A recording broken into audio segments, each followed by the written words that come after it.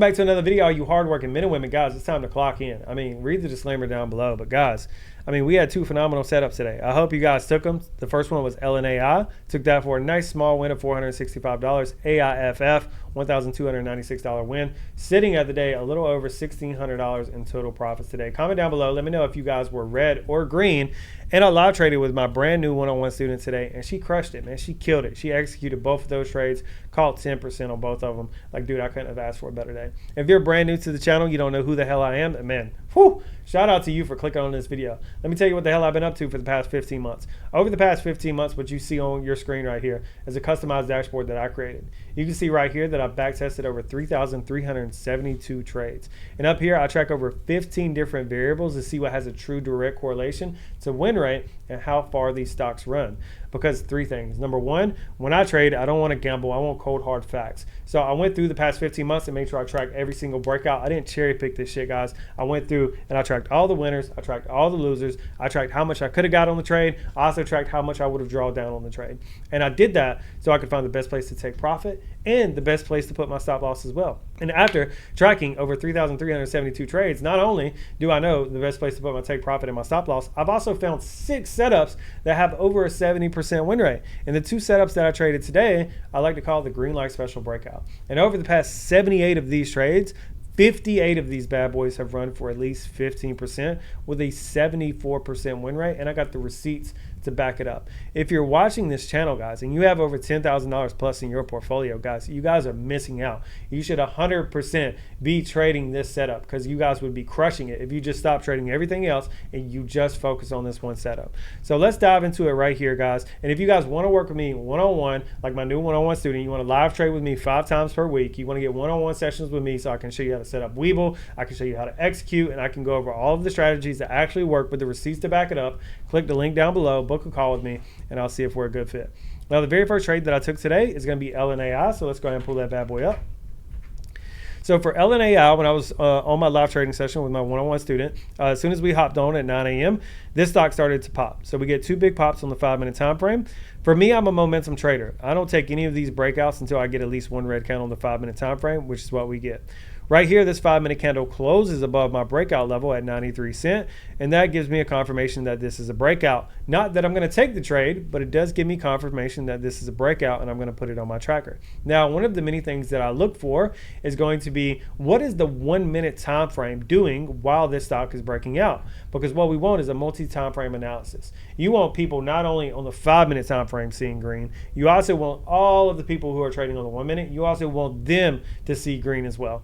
So on the 5-minute candle, we close, we confirm breakout. I switch over to the 1-minute time frame, make sure the first 1-minute candle closes green, wait for the next 1-minute candle to close green. That gives me confirmation to enter. There's a couple other things you need to look for in this scenario, but that's the basics of it. So I end up entering right around this level right here, and my take profit was 103. Decided to go for 10% on this bad boy, and the reason why is because the free float on LNAI was a little bit higher than what I would have wanted to go for 15%. So we end up getting in right here, and I held this stock for a little over 90 seconds. We pop immediately up here. It hits my take profit. I sell, get a quick win, and I'm done. And thank God I tracked the data and I didn't get greedy and go for 15% because so many of you get greedy. You try and go for the bigger move, and then look what this stock does here at market open. Absolutely rolls over and takes a shit. And a lot of times this is where you guys, and I was telling my one-on-one student this today, is where you guys get stuck holding the bag. And you're like, oh, it's too late for me to sell now. I'm just going to wait and see if it bounces back. And then it never bounces back and it just continues to die off. Okay. So we ended up taking a quick little 10% on that one. I didn't get the full 10% because I did buy it, ask, sell it, bid in pre-market. So ended up catching like 7 to 8% on that bad boy. Now the next one is going to be AIFF. And I'm not here to bullshit you and say that this one was an easy trade. I mean, even for me, emotionally speaking, this stock pissed me off so bad today.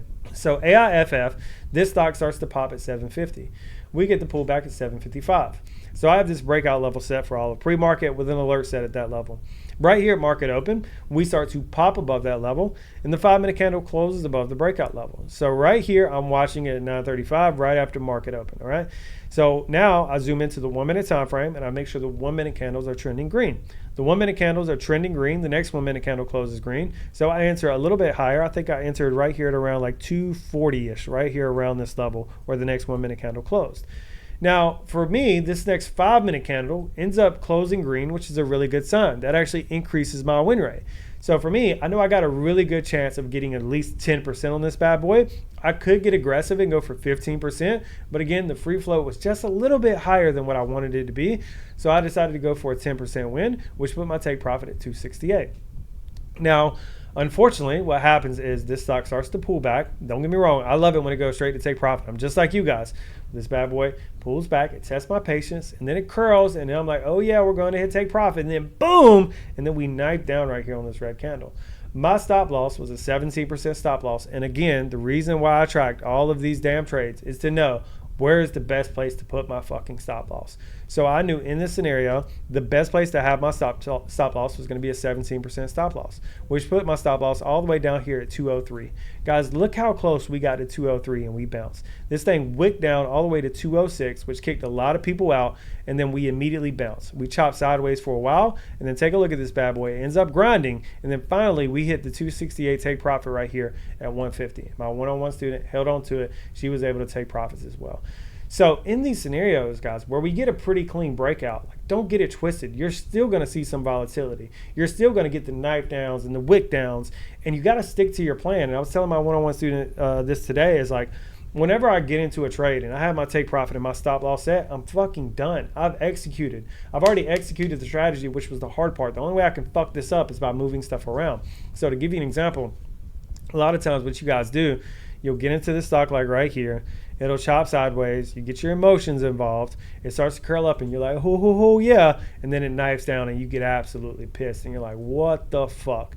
And then you end up selling here for a loss. Dude, I've seen it time after time again. Like, I've had some students where I show them the historical data and like, dude, you have a 70% chance that this thing is going to go for 10 to 15%. It's just being volatile right now. It's what a penny stock is. It's what it does. And they still end up selling for a loss, and then the bitch bounces back. It goes to hit take profit, and they're feeling stupid because they let their emotions get involved. So for me, I try to take my emotions out of trading. I go in with a plan. I stick to that plan, and all the bullshit in between, I'm not paying attention to. It's one of the biggest lessons, biggest takeaways that you can actually get from this video. Now, the reason why I'm able to do that, guys, is because I back tested the data. And I know for a fact with this setup, there was over a 74% chance that it was going to go for 15%, and there was a 76% chance that it was going to go for 10%. So I just ignored all the bullshit and I stuck to the plan, kept my stop loss same spot, kept my take profit same spot, and it worked out for me. If you guys want to know this setup, and you want to know 5 of my other setups that I look for every single day that have over a 70% win rate with the receipts to back it up, especially for you guys and gals that are trading with over 5K plus in your portfolio,